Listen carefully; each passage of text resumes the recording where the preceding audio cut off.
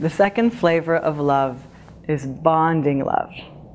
Bonding love is this delicious way of connecting in this very sensual, direct, emotional way. Bonding love is what's there when we feel really like we belong, that we are connected with another in a really personal, intimate way. The key words for bonding love are connection, melting, belonging, pleasure, feeling, cuddling. This whole world where we have that intimate, special relationship with people in our life that we feel comfortable and safe with. Words like attachment, attunement, I feel you, I get you. And it's actually not a very verbal language of love. This one is very much more in the realm of feeling, sensing, just that way that we can feel another person. You know how it is when you hug somebody and you just like, you just feel so good with them and your bodies just really meet. Or sometimes you hug somebody and it's like hugging a tree or a board and they're so stiff and there's no connection. It's the same verb, hug, but the experience is vastly different. That difference is a difference of bonding love. The polarity of bonding love is the polarity between being deeply merged and connected versus being alone. We all need both of those things, are essential needs, to be separate and individual and have our own space, and we all need to feel connected and embraced and safe with someone else. So this flow that happens between aloneness and melting and merging and then being individuated again and then bonding again, that flow is the polarity of bonding love. And when it's healthy, it actually flows very beautifully like tides in the ocean. When bonding love is out of balance, there's usually an enormous amount of tension or stress around, I need my space, or I need to be closer, all of that kind of drama that ensues.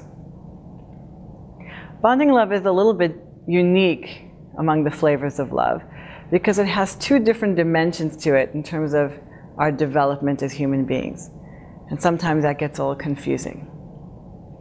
The first dimension of bonding love is what happens when we're young, when we're infants, and we're dependent on our caregivers to take care of us. When we're really small, we can't really feed ourselves, keep ourselves warm. We don't know what to do with our emotions, our distress, our needs. So we need people around us to attune to us and feel us and get what we need and respond in a loving, nurturing way. And we get that through physical touch, through tone of voice, through the way we're held, rocked, embraced. And only later on do we start to actually understand the language that we're being spoken to. In that process of expressing our needs and having them met or not, we're learning a lot about ourselves and the world. So the way that we experience that sense of bonding and belonging when we're very young will create a template for how we feel about our needs as we get older in life. And usually we bring that same template, the same way of being, into our adult intimate relationships. Because it's with the people that are closest to us, our romantic partners, that we need the most. And then it's in those relationships that all of the pain or struggle or defensiveness or desperation that we experienced as a child will be re-experienced as adults. So there's this connection between these two dimensions. One dimension is how we are as children and the deep bond that happens between mothers and fathers and their little ones.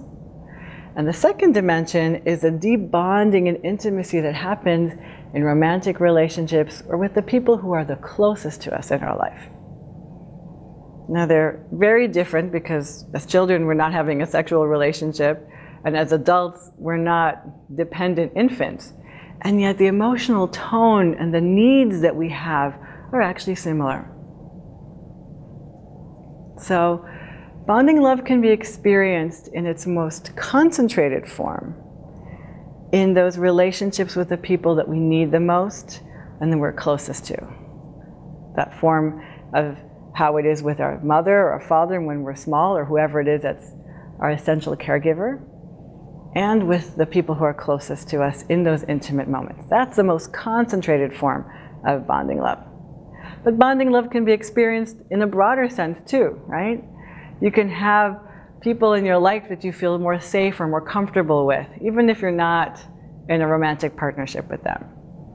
Sometimes you just meet somebody and they give you a good hug and your whole body calms down and you feel so much better. Sometimes you just reach out and squeeze somebody's hand to reassure them and tell them it's going to be okay. And that makes such a difference. You see, bonding love is a nonverbal kind of love. So we can have bonding love with people that we connect with, especially the ones that we connect with in a more physical, feeling, or emotional kind of way. When bonding love is out of balance, it usually has two flavors to it.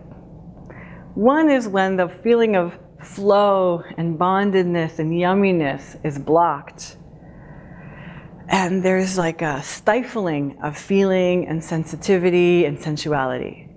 And then there's a sense of deep, deep loneliness. Feeling alone, isolated, maybe being like in this cold world where nobody's there for me. The other way it can go out of balance is when we are more desperate and frustrated, like trying to get connected in some way, and it doesn't seem to work. That's when it's more like that wave-like quality is out of balance, and the way that the waves get bigger and bigger and they crash all around and create all this havoc and all this mess, and we get flooded by feelings. So either our emotions flood us or our emotions are repressed and frozen, like a frozen lake. Either one of those creates disconnection, and underneath it is this fear and sensing yourself as unsafe and alone, not in a healthy way.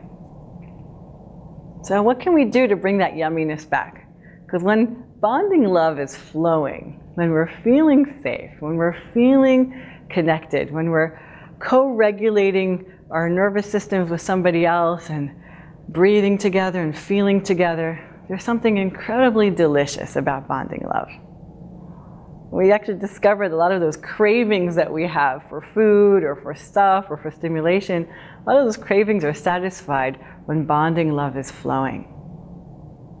So there's a few things that you can do to cultivate bonding love. They're a little bit general, but they'll give you a sense of direction. The first thing is to connect with your body more, with your breath more. Any kind of gentle, soft movement practice that helps you connect with your body.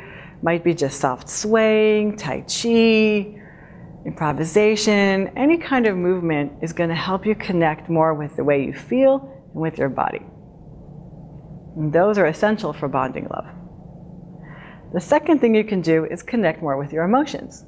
You might want to get some help, like a therapist or a good friend who's really good at handling their emotions. But get to know them. Instead of fighting them or arguing with your emotions or trying to rationalize them, just notice how anger feels, how sorrow feels, how joy feels. And if you can let yourself ride that wave, you'll become a great surfer and be able to flow much more easily in relationships. The third thing that you can do is to learn more about your attachment style. There's a lot of literature right now available in the therapeutic community about adult attachment. And there's online quizzes and there's books. You can find lots of resources on my website.